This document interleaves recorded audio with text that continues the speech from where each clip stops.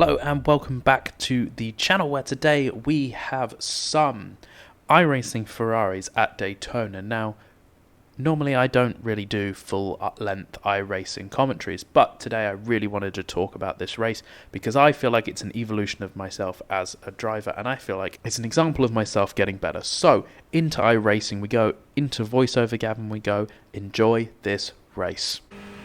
So here we go at Daytona. First corner, we're going to see how this goes.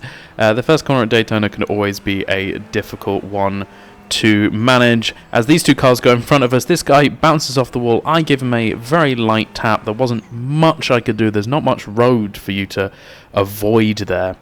So I don't think there was much more I can do. As this blue diamond car goes up my inside, and we have lost about 2 positions off the start, but we've mostly stayed out of trouble and not managed to pick up any damage, so that's good for the rest of the race. We just got to sort of calm down, get in the draft of some cars and do some overtaking.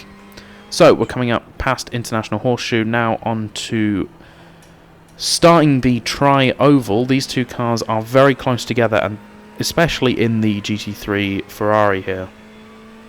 The draft is so important. Look how far back I am. I'm nicely in the draft. He's just going to pull me along as we move forward. So he'll probably try and make a move as we go into this corner. Probably not the best place to make a move into the bus stop. But do you know what, you guys? You do you. You want to dive bomb into the bus stop and slow yourself down for the next couple of corners? Then you are more than welcome to in my book, because that just means I get a better draft coming round this corner, which is great for me.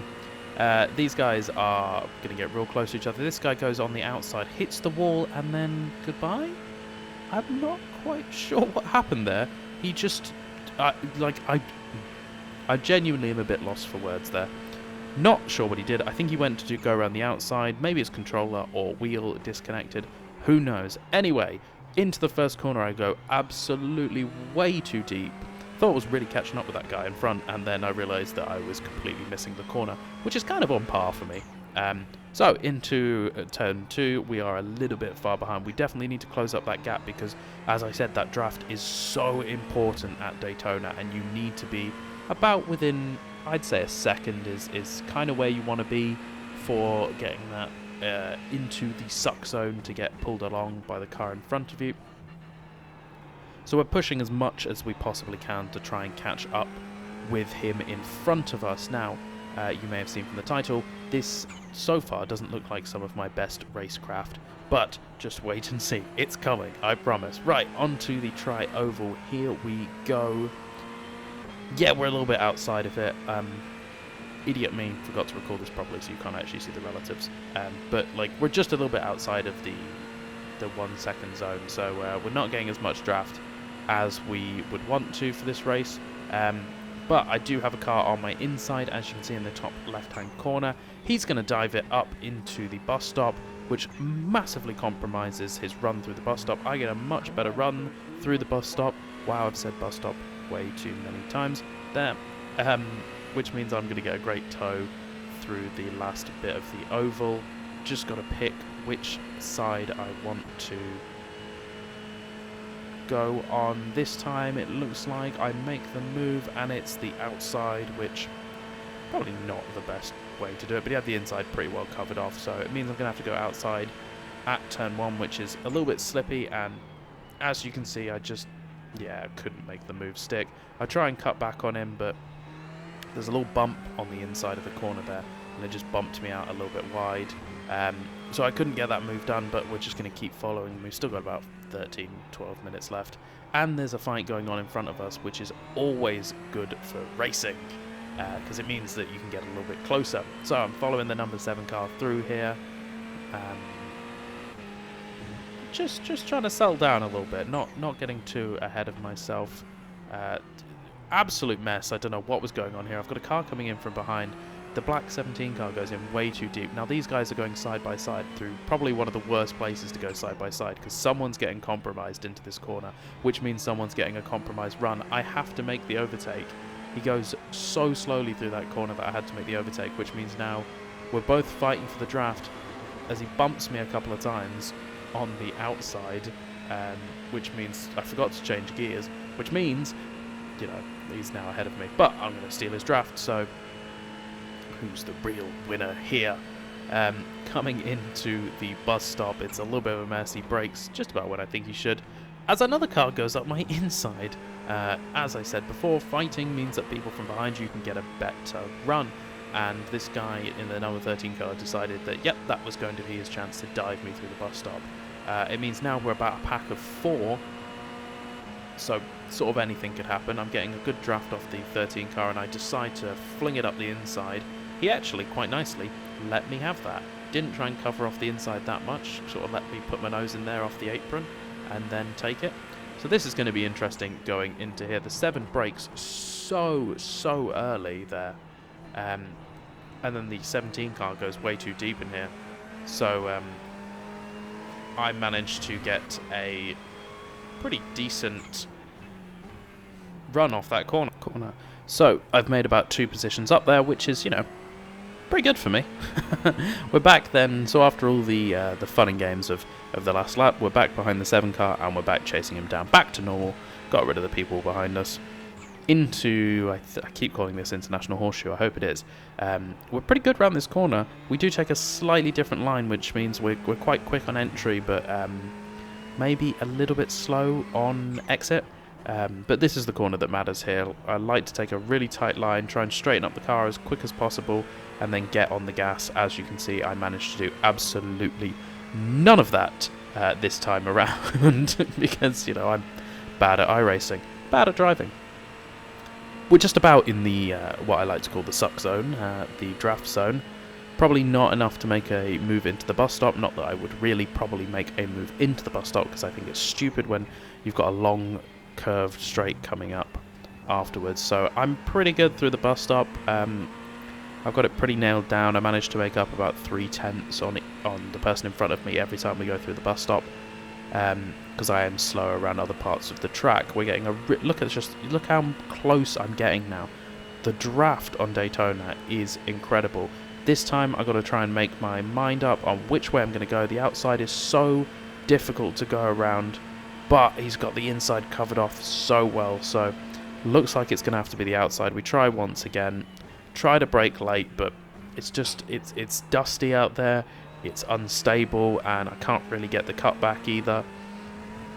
So we're going to have to try again for this lap. This is a lot of Daytona, is a lot of cat and mouse. You've got to be quicker than the person in front of you, because if you're not, you know, they're just going to get you in the draft on the next one, and you've got to make the move stick. Otherwise, you know, just see what happens with me there. So we're going around again. This time, at this point in the race, I'm thinking, what can I do differently? Where can I set up a corner better? Where can I make the move different? Where can I, you know, change my style or change my tactics to make sure that I can make this move stick?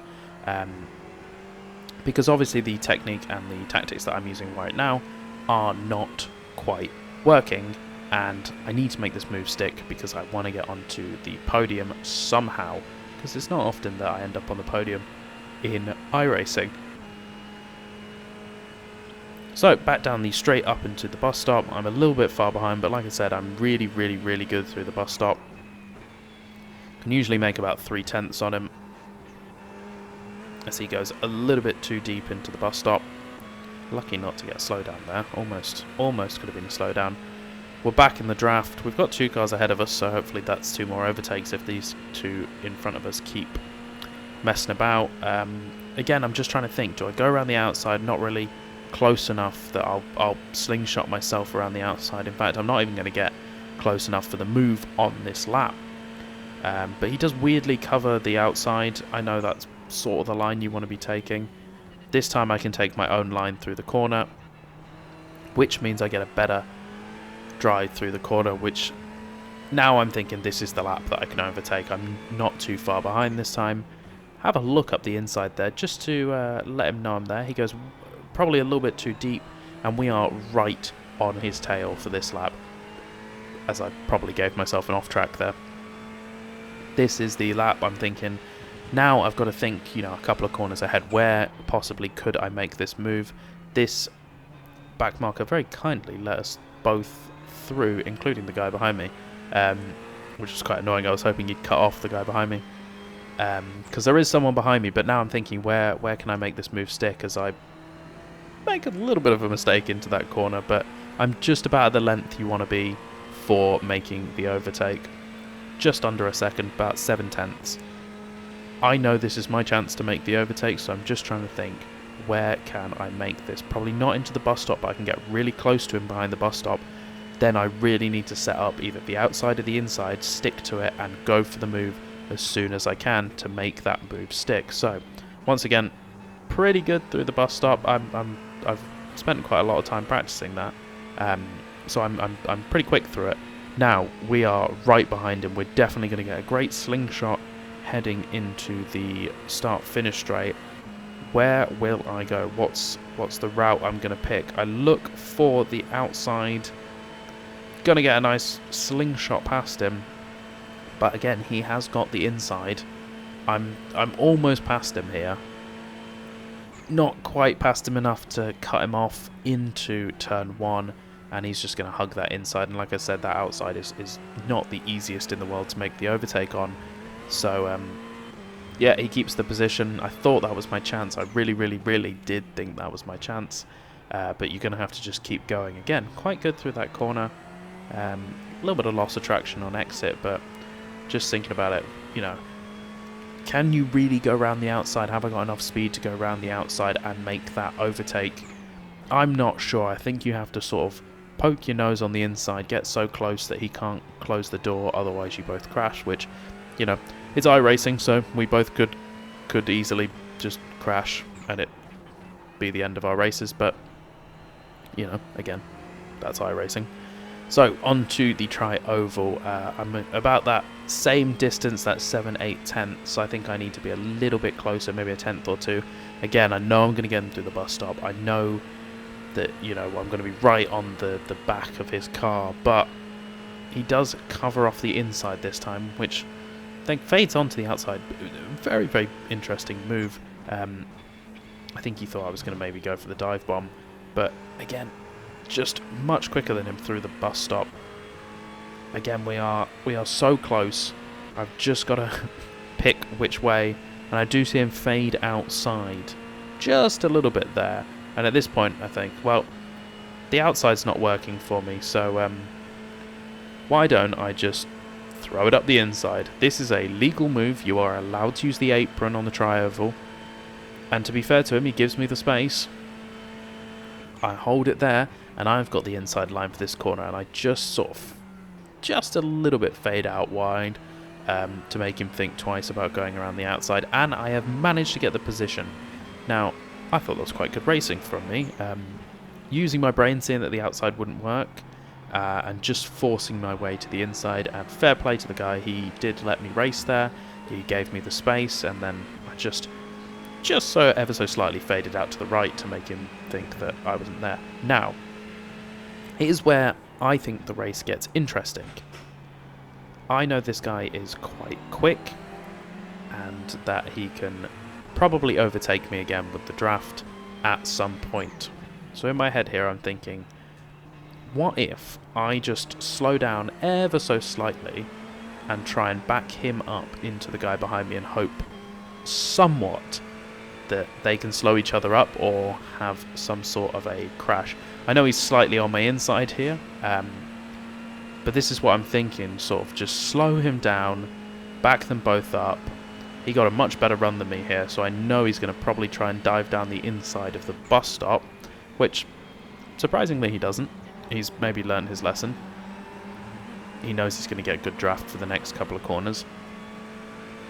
Yeah, I know I'm going to lose time on the draft. I know I'm going to lose the position here somehow. So I just think, if I drive just, you know, half a tenth, 2 tenths slower than I usually would. Not really slow, because they'll just overtake me then, but somewhat a little bit slower, park it in the middle of the corner as he tries to go around the outside, and I know this move doesn't work around the outside.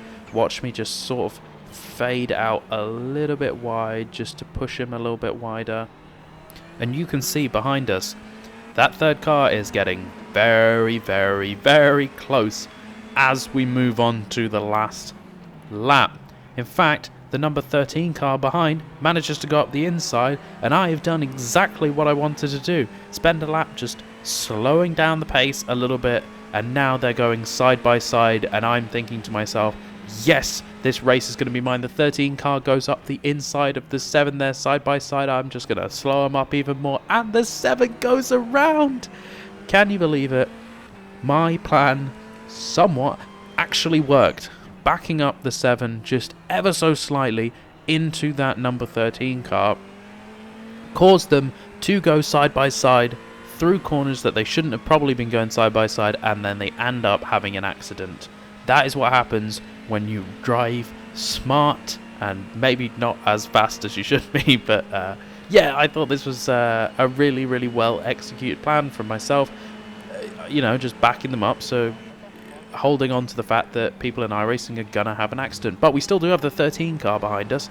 He's gonna get a nice draft out of here, and then for some reason he goes really, really wide out of the bus stop. I know that he's probably not going to get enough draft here now to catch up with me, so I'm pretty sure that my third place is rock solid here as we come up to the last corner and the finish line. We come across the line in just a few moments. Here we go, across the line. He's not going to catch me. We have held on to third place. So happy with that. That felt like a race that I had to go through a bit of traffic. I overtook some people, but overall I managed to grab the position that I wanted through some really, really smart driving. So if you enjoyed this video, guys, I know it was just a iRacing voiceover, but if you enjoyed it, let me know down below in the comments, and tell me about your races that you've had that you're really, really proud of. That'll do for this video. If you enjoyed this video, please consider subscribing. It really helps us out. And I will see you on the next video. Goodbye.